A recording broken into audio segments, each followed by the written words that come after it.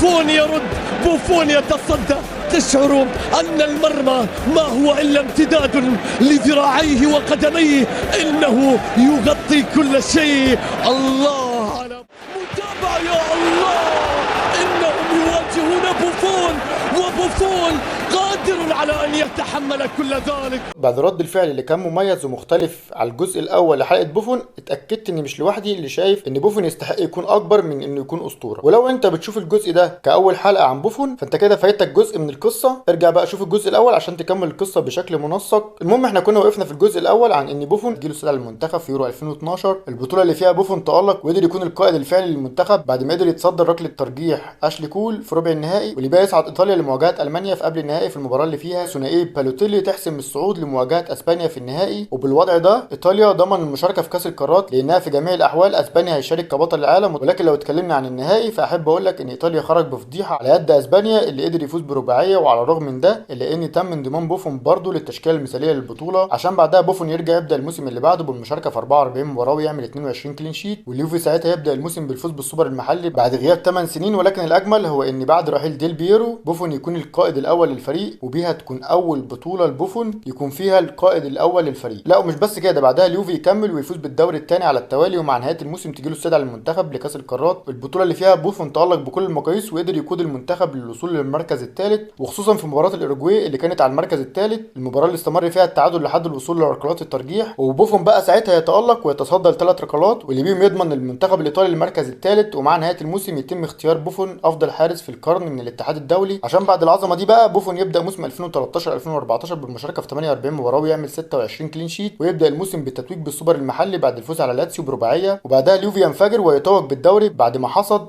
102 نقطه. ومش بس كده، ده كمان قدر يوصل لسيمي فاينال اليوروبا ليج، وساعتها بوفون يدخل التشكيله المثاليه للبطوله ويكمل بالفوز بافضل حارس في الدوري للمره الثامنه. عشان بعدها بوفون يقرر يعلي على نفسه ويبدا موسم 2014 2015 بالمشاركه في 47 مباراه، واليوفي ساعتها يبدا الموسم بمواجهه نابولي في السوبر المحلي في المباراه اللي استمر فيها التعادل لحد الوصول لركلات الترجيح. وعلى الرغم من تصدي بوفون 3 ركلات لان برضه اليوفي يخسر اللقب، وبعدها اليوفي يتمكن من الفوز بالدوري ويكملها بالفوز بكاس ايطاليا لاول مره بعد غياب اكتر من 20 سنه، وده جميل وكل حاجه. ولكن الصعب بقى كان في دوري الابطال، البطوله اللي فيها بوفون تالق وقدر يقود الفريق لحد الوصول للنهائي، وخصوصا بعد ما قدر يحافظ على شباكه في 6 مباريات، واللي بيهم يكون من اهم اسباب وصول اليوفي لمواجهه برشلونه في النهائي، في المباراه اللي على الرغم من خساره اليوفي بالثلاثيه الا ان تم انضمام بوفون للتشكيله المثاليه للبطوله ويكملها بالفوز بافضل حارس في الدوري للمره التاسعه، وبعدها يحتل المركز الرابع في سباق افضل حارس في العالم، وده مهم وكل حاجه. ولكن الاهم بقى ان دي كانت المره ال15 على التوالي اللي فيها بوفون يكون من افضل 5 حراس في العالم. لا ومش بس كده، ده يكملها بانضمامه للقائمه المختصره لافضل لاعب في العالم. لا استنى، ده كمان تصديه لكره داني الفيس في النهائي يكون افضل تصدي في الموسم. وطبعا انا مش هفاجئك لما اقول لك ان احنا كل ده بنتكلم عن حارس تجاوز ال 36 عام. لا استنى، ده القصه ما انتهتش على كده، ده بعدها بوفون يبدا موسم 2015 2016 بالمشاركه في 44 مباراه ويعمل 25 كلين شيت، ويبدا الموسم بالفوز بالسوبر المحلي، وبعدها يفوز بالدوري بفارق 9 نقاط عن نابولي للوصيف، ويكملها بالفوز بكاس ايطاليا. وبوفون ساعتها يفوز بافضل حارس في الدوري للمره العاشره، وكمان يفوز بلاعب الموسم في اليوفي، ويكملها باستدعاء للمنتخب في يورو 2016 البطوله اللي فيها بوفون تالق وقدر يقود المنتخب للوصول للربع النهائي، وتحديدا بعد ما قدر يحافظ على شباكه في 3 مباريات، وبعدها يكمل ويكسر عقده الاسبان ويقدر يتسبب في خروج المنتخب الاسباني في دور 16 عشان بعدها يصعد لمواجهه المانيا في ربع النهائي، المباراه اللي استمر فيها التعادل لحد الوصول لركلات الترجيح. وعلى الرغم من تصدي بوفون لركله مولر الا ان المنتخب الالماني يصعد على حساب الايطال. ولكن على الجانب الاخر بوفون ساعتها يدخل في قائمه افضل فريق في تاريخ البطوله، وكمان يكون تاني افضل حارس في العالم بعد نوير. عشان بعد العظمه دي بوفون يرجع يبدا موسم 2016 2017 بالمشاركه في 43 مباراه ويعمل 21 كلين شيت، ويبدا الموسم بخساره السوبر المحلي لصالح ميلان، وبعدها يكون من اهم اسباب فوز اليوفي بالدوري، وبعدها اليوفي يكملها بالفوز بكاس ايطاليا. وكل ده كوم، ومشاركاته في دوري الابطال دي كوم تاني، البطوله اللي فيها بوفون قدم اداء خيالي وقدر يحافظ على شباكه في 7 مباريات، واليوفي ساعتها قدر يفوز على برشلونه بثلاثيه في ربع النهائي، وبعدها يفوز على موناكو بنتيجه 4-2 بمجموع المباراتين، عشان بعدها يصعد لمواجهه ريال مدريد في النهائي، في المباراه اللي كانت فيها اكتر من تفصيله ولكن لا صوت يعلو فوق هدف منزوجيتش الخيالي. ولكن ساعتها ثنائيه رونالدو مع هدف كاسيميرو واسانسيو يهدي البطوله الريال بعد الفوز برباعيه، وده بقى كان في العام. اما بقى لو انتقلنا للجانب الخاص فاحب اقول لك ان بوفون ساعتها يفوز بافضل حارس في اوروبا ويدخل التشكيله المثاليه في اوروبا، واللي بيها يكون اكبر لاعب عمرا ينضم للتشكيل. لا ومش بس كده، يكملها بالفوز بافضل حارس في العالم للمره الخامسه، واللي بيها هيكون اكتر حارس حصادا للجائزه بالتساوي مع كاسياس نوير. لا استنى، ده كمان يفوز بحارس الموسم في ايطاليا ويحتل المركز الرابع في جائزه الكره الذهبيه والثالث في جائزه افضل لاعب في اوروبا، عشان بعد العظمه دي يبدا موسم 2017 2018 بالمشاركه في 34 مباراه ويعمل 18 كلين شيت. وعلى الرغم من اصابته في اوتار الركبه اللي كانت سبب في غيابه شهرين تقريبا، الا انه قدر يكون من اهم الاسباب في تتويج اليوفي بكاس ايطاليا والدوري، وتحديدا مع اخر مباراه في الموسم اللي كانت ضد هيلاس فيرونا. المدرب يقرر خروج بوفون في الدقيقه 64 وسط تحيه كبيره من جماهير اليوفي.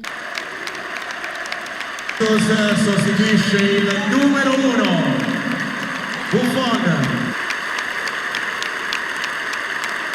بوفون يخرج مسرعا، لا يريد أكثر من هذا. ذلك عندما يحدث الوداع بهذا الشكل، عندما يحدث الوداع في اللعبة ويحدث الوداع في الحياة. أنا أعرف بأن كل واحد فيكم يتذكر لحظة وداع عاشها سواء مع أهله أو أصدقائه، لحظة وداع في الكرة أو في غير الكرة، لحظات ممتعة جدا، لحظات رائعة، لحظات لن تنسى. ما قدمه بوفون لا يمكن أن ينسى. وهو بعد نهاية المباراة بوفون يرفع درع الدوري. Capitano Gianluigi Buffon, la Juve è campione d'Italia per la 7ª volta. وبعدها يتم انتقاله لباريس سان جيرمان ويقضي معاهم موسم 2018 2019 بالمشاركه في 25 مباراه ويعمل 9 كلين شيت، وبيهم يكون احد اسباب فوز باريس بالدوري وكاس السوبر. ومع نهايه الموسم يقرر العوده لليوفي، وبعد عوده اسطوره النادي لبيته تكون اول تفصيله عند تشيزني حارس الفريق اللي عرض على بوفون انه ياخد رقمه الاساسي اللي هو رقم 1، وبعدها كليني يعرض عليه شرط القياده، ولكن هو ساعتها يرفض وقال انه مش جاي غير عشان يقوم بدوره فقط مع النادي، وساعتها يختار رقم 77 وده نفس الرقم اللي كان بيلبسه في سنه 2001 مع بارما. ما علينا، المهم بعدها بوفون يشارك في اول موسم له بعد العوده في 15 مباراه ويعمل 5 كلين شيت، واللي بيهم ما يكونش ليه الدور الاكبر في تتويج اليوفي بالدوري بعد ما خسر مباراه السوبر ضد لاتسيو، وكمان خسر نهائي كاس ايطاليا ضد نابولي. عشان في الموسم اللي بعده بوفون يشارك في 14 مباراه ويعمل 6 كلين شيت، واليوفي ساعتها يبدا الموسم بالفوز على نابولي بثنائيه رونالدو وموراتا، واللي بقى يتوج بالسوبر المحلي وبعدها يكمل ويتوج بكاس ايطاليا بعد الفوز على اتلانتا في النهائي. ومع نهايه الموسم يعلن بوفون انه هيغادر الفريق، عشان بعدها بايام يعلن نادي بارما انضمامه للفريق، وفعلا يشارك معاهم موسم 2021 2022 في 26 مباراه ويعمل 8 كلين شيت، وبارما ينهي الموسم في المركز ال 12 في السيريا بي. وها هو الى الان بيشارك مع النادي بعد ما تجاوز ال 44 عام وبعد ما قدم مسيره تاريخيه بها يستحق يكون من افضل الحراس في التاريخ ان لم يكن افضلهم، لانه يستحق يكون مثال للاستمراريه والاصرار، لان بوفون من الحراس اللي مسيرته تتجاوز ال1000 مباراه باداء كبير وتصديات اعجازيه، وده بقى اللي ياخدنا لارقامه واللي تتمثل في المشاركه في 953 مباراه واللي قدر يعمل فيهم 424 كلين شيت ويستقبل 801 هدف، وفاز فيهم بالدوري الايطالي 10 مرات والفرنسي مره بالاضافه للسيريا بي مره، وكاس ايطاليا 6 مرات والسوبر الايطالي 7 مرات والفرنسي مره، وده مع الانديه. اما بقى لو رحنا لمشاركاته مع المنتخب الاول واللي تتمثل في 176 مباراه واللي استقبل فيهم 146 هدف وعمل 77 كلين شيت وفاز فيهم ببطوله اوروبا تحت 21 سنه، وطبعا اهم لقب في مسيرته هو كاس العالم 2006 البطوله التاريخيه، وطبعا ده غير الالقاب الفرديه سواء فوزه بافضل حارس في ايطاليا 11 مره او افضل حارس في العالم 5 مرات او الافضل في اوروبا 3 مرات او دخوله في التشكيله الافضل في اوروبا 5 مرات او حصوله على افضل حارس في اخر 25 سنه وغيره وغيره من الجوائز اللي زي ما انت شايف كده ولا تعد ولا تحصى. وبس يا سيدي، وبكده نكون وصلنا لنهايه قصه اسطوره حراسه المرمى جانلويجي بوفون. طبعا لو عجبك الفيديو ما تنساش تعمل لايك وتقول لنا بقى تحب نتكلم عن مين الفيديو الجاي. سلام.